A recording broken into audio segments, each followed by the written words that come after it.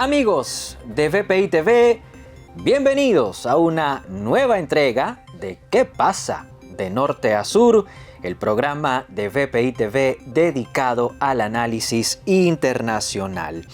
Como cada semana se encuentra con ustedes Alejandro Linares Mendoza, periodista y analista internacional. Dedicaremos el espacio de hoy a hablarles sobre el acuerdo de paz que se anunció de manera reciente y que podría culminar con un cese al fuego definitivo entre el Estado de Israel y el grupo extremista islámico Hamás. Luego de más de un año de conflicto armado y después de varios meses de arduas negociaciones, parece haber bandera blanca entre los israelíes y los terroristas de Hamás. Hacia el cierre de la semana pasada, Qatar, un país que junto a Egipto y Estados Unidos ha servido como mediador, anunció el logro de un acuerdo de paz entre las partes. El trato, ratificado por el gobierno de coalición que encabeza el premier Benjamin Netanyahu, entró en vigor el domingo pasado. De acuerdo con lo trascendido, el plan de paz se ejecutará en 3 fases. La primera de ellas se extenderá por 6 semanas. Se asume que justo esa fase será la más importante y a su vez la más delicada. Ese primer estadio comprende la liberación de 33 rehenes israelíes secuestrados por Hamás durante el atentado de octubre de 2023. A cambio, la nación hebrea, el Estado de Israel, pondrá en libertad a decenas de prisioneros palestinos quienes se encuentran encarcelados en distintos centros de reclusión de la nación judía. Durante la primera fase, esa primera fase del acuerdo de paz entre israelíes y Hamás, el país hebreo también permitirá la entrada de ayuda humanitaria a la Franja de Gaza. Durante 15 meses de conflicto, esa zona, la Franja de Gaza, ha sido el escenario de los combates entre las fuerzas de Israel y las milicias de Hamás. De acuerdo con cifras proporcionadas por autoridades palestinas, las bajas civiles dentro de Gaza habrían alcanzado las 45.000 personas. Adicionalmente, el sur de la franja se encuentra al borde del colapso debido a que miles de palestinos quienes se encontraban en el norte y en el centro de Gaza tuvieron que migrar hacia el sur del enclave precisamente para huir de los embates del conflicto. Por consiguiente, el ingreso de ayuda humanitaria a Gaza supondrá un balón de oxígeno para los ciudadanos, pero también para los cuerpos de socorro que se encuentran sobre el terreno. Además de admitir la entrada de ayuda humanitaria, Israel también le dará luz verde a la salida de enfermos y heridos que al día de hoy se encuentran en la Franja de Gaza.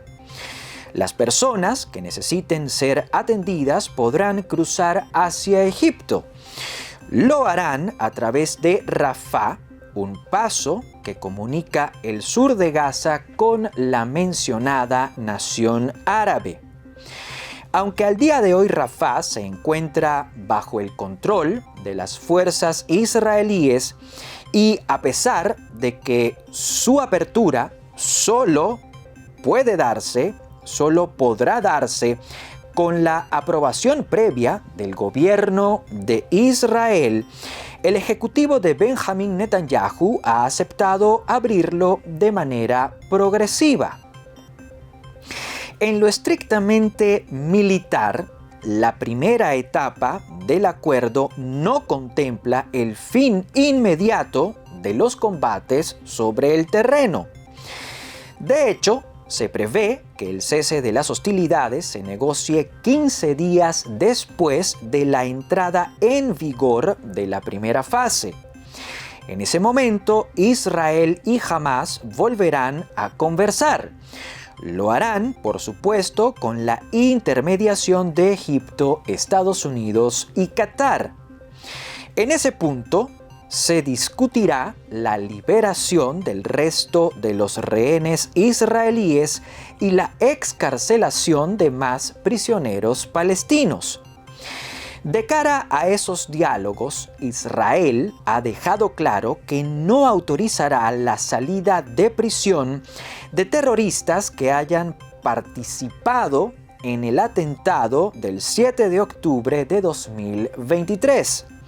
La nación judía también ha dicho que no cesará su ofensiva de forma plena hasta que Hamás haya cumplido con la entrega de todos los secuestrados, incluyendo a los que murieron en Gaza mientras estaban en cautiverio.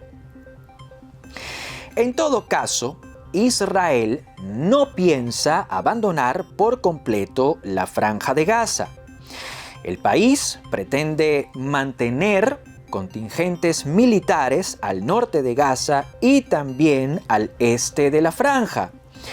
Aún no se sabe si la presencia de esas tropas será temporal o si Israel pretende hacerla permanente. En todo caso, esa decisión podría representar un escollo para la tercera fase del plan de paz. Se supone que durante esa etapa se fijarán los términos y las condiciones que tendrían que darle paso a la reconstrucción de la Franja de Gaza. Levantar al enclave desde las ruinas en las que se encuentra hoy en día implica, entre otras cosas, el establecimiento de un nuevo gobierno. Justo ese podría ser uno de los puntos más álgidos de las futuras discusiones. Aún no está claro quién podría administrar la Franja de Gaza en los años por venir.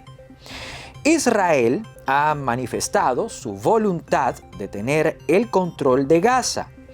Esa posibilidad resulta, sin embargo, contraria a los intereses de Hamás, pero también a los intereses de la población palestina.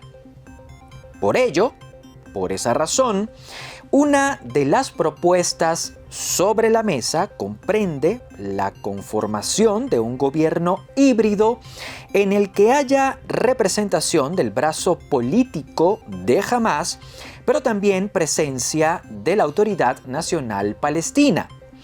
Ese último actor, presidido por Mahmoud Abbas, cuenta con reconocimiento internacional. Hoy en día, la Autoridad Nacional Palestina tiene, por ejemplo, el control de una parte de Cisjordania.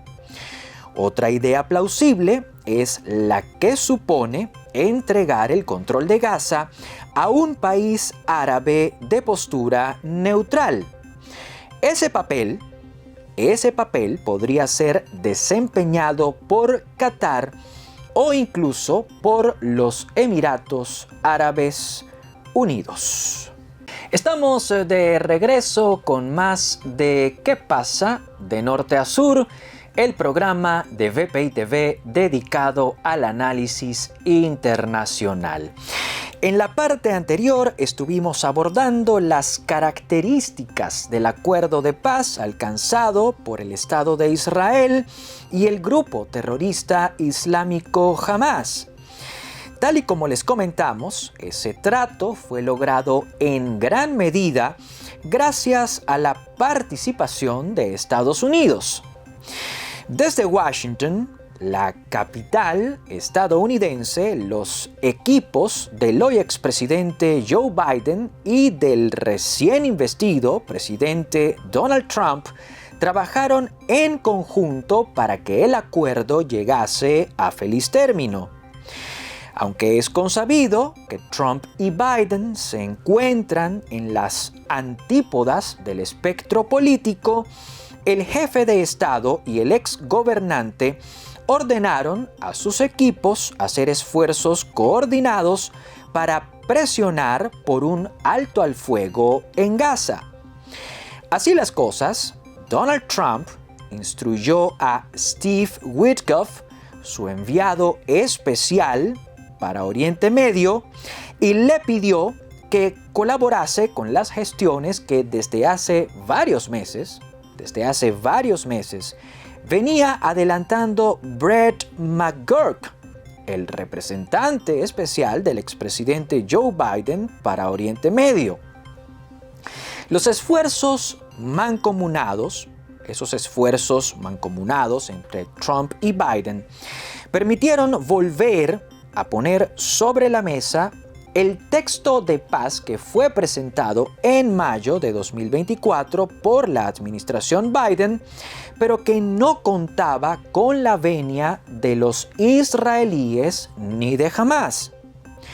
Por su parte, el equipo de Trump se valió de las amenazas proferidas por el magnate mucho antes de regresar a la Casa Blanca. En declaraciones públicas, el neoyorquino llegó a decir que de no haber un alto al fuego en Gaza, aprovecharía su condición de mandatario y de comandante en jefe de las Fuerzas Armadas estadounidenses para hacer estallar un infierno contra Hamás. Esa advertencia, muy digna del estilo al que nos tiene acostumbrados Donald Trump, resonó a lo interno de la organización extremista. Desde allí, desde Hamás, desde el seno de Hamás, están conscientes de la debilidad que padece el grupo a raíz de los certeros golpes de Israel contra esa agrupación, pero también contra sus aliados de Hezbollah. Donald Trump también jugó un papel importante, muy importante, al momento de generar proximidad entre Washington y el ejecutivo que encabeza el primer ministro Benjamin Netanyahu.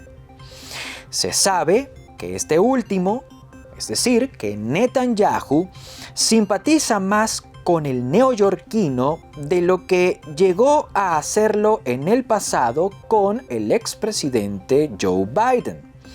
De hecho, tras el anuncio de cese al fuego, Netanyahu agradeció a Trump por sus comentarios de que Estados Unidos trabajará con Israel, mientras que a Biden lo relegó a un segundo plano. Habiendo dejado claro que Donald Trump y Joe Biden hicieron a un lado sus diferencias para abordar en conjunto el cese de hostilidades en la Franja de Gaza, la pregunta que surge es ¿por qué? ¿Qué buscaba o busca Donald Trump y qué buscaba Joe Biden con un logro de ese estilo? Para Joe Biden, el fin del conflicto armado en Gaza representaba un punto de honor. La confrontación estalló en octubre de 2023 y por tanto fue su administración la que tuvo que hacerle frente. Biden nunca puso en duda el respaldo de Estados Unidos al pueblo y al gobierno israelí. Sin embargo, las acciones de la nación hebrea en la Franja de Gaza empezaron a pasarle factura. Dentro de su partido, los demócratas más progresistas empezaron a cuestionarle.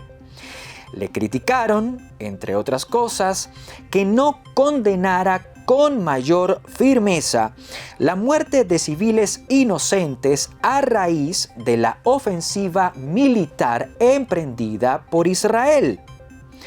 Las quejas por su gestión sobre la crisis en Gaza llegaron a tomar otra dimensión cuando estudiantes de diversas universidades tomaron instalaciones de sus respectivos campus para protestar contra las arremetidas israelíes. En virtud de esos eventos, la opinión pública estadounidense empezó a poner en tela de juicio la capacidad del expresidente, les hablamos de Joe Biden, para contener a Israel y evitar una guerra de grandes dimensiones en Oriente Medio. Desde esa perspectiva, ponerle fin a los combates dentro de la Franja de Gaza fue para Joe Biden un logro que le permitió resarcir su imagen y salir de la deuda que tenía con sus conciudadanos y con parte de la comunidad internacional. En el caso de Trump, la pausa o el cese definitivo del conflicto en Gaza supone un problema menos. Dado que el cambio de gobierno en Washington no iba a cambiar la realidad dentro de la franja, a menos que se llegase a un acuerdo para deponer las armas, Donald Trump se iba a ver obligado a heredar una confrontación que no se alinea con sus intereses ni con su visión sobre la política exterior estadounidense. Aunque el magnate no titubea al momento de reivindicar la histórica alianza entre Washington y Tel Aviv, se sabe que el neoyorquino pretende que Estados Unidos se mantenga lo más alejado posible de cualquier conflicto internacional. De allí que, desde antes de regresar a la Casa Blanca, Trump mostrara gran interés en conseguir la paz entre Israel y Hamás. Por otro lado, el alto al fuego en Gaza permitirá a la segunda administración Trump desarrollar sin mayores contratiempos sus planes y por tanto su política en Oriente Próximo. Durante este segundo término, el magnate Donald Trump pretende seguir avanzando en la normalización de las relaciones entre el Estado de Israel y la comunidad árabe. De hecho, se prevé que en algún punto del segundo gobierno de Donald Trump, Israel y Arabia Saudí retomen sus conversaciones e incluso regularicen sus relaciones. Ese objetivo se vuelve más factible si se tiene a un Israel que ha sellado la paz con Hamás o que en el peor de los casos ha aceptado pausar las hostilidades de manera temporal. Adicionalmente, la ausencia de un conflicto entre Israel y Hamás hace factible un acercamiento entre Washington e Irán.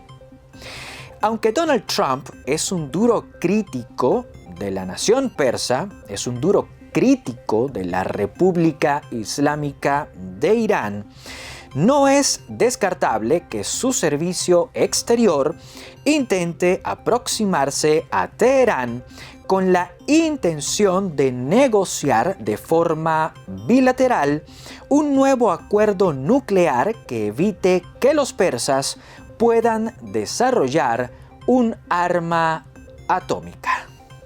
Recta final en esta emisión de ¿Qué pasa? De Norte a Sur, el programa de VPI TV dedicado al análisis internacional. Para finalizar nuestro espacio de hoy, queremos formular una pregunta. ¿Podría el acuerdo de paz entre Israel y Hamás poner en aprietos al primer ministro Benjamín Netanyahu? De entrada, la respuesta pareciera ser un rotundo sí. Aunque el fin del conflicto entre Israel y Hamás supone un alivio para Estados Unidos, pero también un respiro para Oriente Medio, la paz entre ambos actores podría desalojar del poder al primer ministro Benjamín Netanyahu. En la actualidad, Netanyahu es la cabeza de un gobierno de coalición que se encuentra integrado por partidos ortodoxos y ultraortodoxos.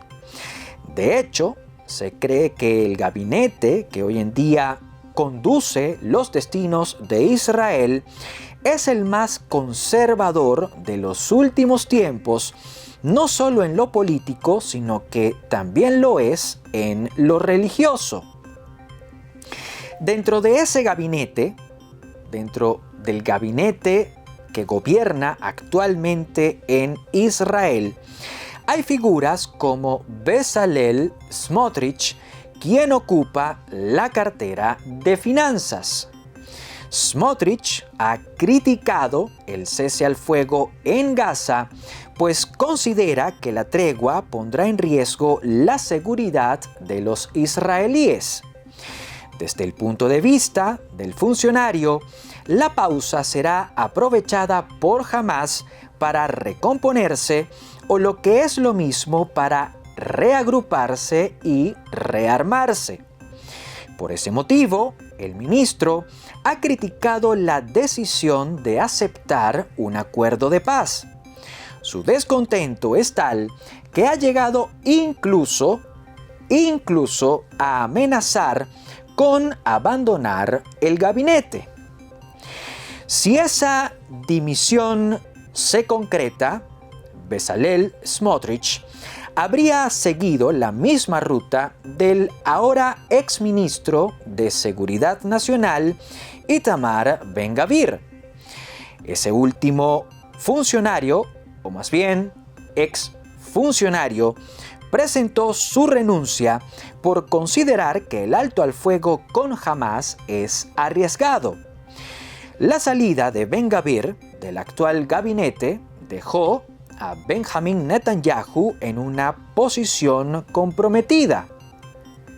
El gobernante, Benjamín Netanyahu, no solo perdió a un cercano colaborador, sino que también perdió el respaldo de una de las organizaciones políticas que le permitía permanecer en el poder con relativa comodidad.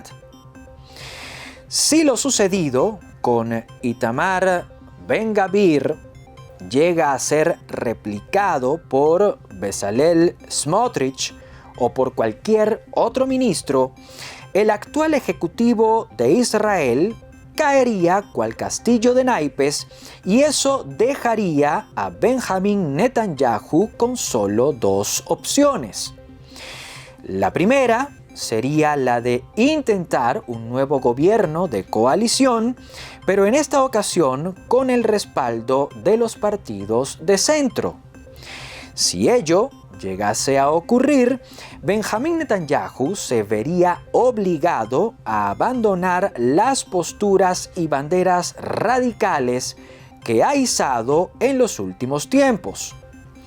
Otra opción, mucho más riesgosa, implicaría disolver el gobierno y convocar comicios legislativos anticipados. Un movimiento de ese tipo se antoja arriesgado, pues no hay garantía de que Netanyahu y su organización política puedan obtener la mayoría que requerirían para gobernar en solitario. Por otro lado, sí hay probabilidades de que la derecha, en alianza con la extrema derecha, cosechen la mayor parte de los curules o de las curules dentro del Parlamento israelí. Con ello, tanto la derecha como la extrema derecha tendrían los votos necesarios para designar un nuevo primer ministro y esa figura no tendría que ser o que recaer necesariamente sobre Benjamin Netanyahu. Con tal escenario, como telón de fondo, Netanyahu podría verse beneficiado por la fragilidad que aún reviste el acuerdo de paz para el cese de las hostilidades en Gaza. Tal y como lo mencionamos al comienzo de este espacio, el trato está compuesto por 3 fases. La primera está absolutamente negociada, mientras que las restantes están por discutirse. Por ende, cualquier grieta, cualquier incumplimiento de lo acordado por parte de Hamás podría ser aprovechado por Israel, pero sobre todo por su actual gobernante, para denunciar el acuerdo de paz. De darse esa situación, Israel se desentendería del acuerdo y retomaría sus ofensivas, dejando el escenario en el mismo punto en el que se encontraba antes del domingo 19 de enero. Con ese comentario vamos a ponerle punto final a la presente entrega de ¿Qué pasa? De norte a sur, el programa de VPI TV dedicado al análisis internacional. Hasta este momento les acompañó Alejandro Linares Mendoza, periodista y analista internacional. Nos reencontraremos, si así Dios lo permite, la semana entrante.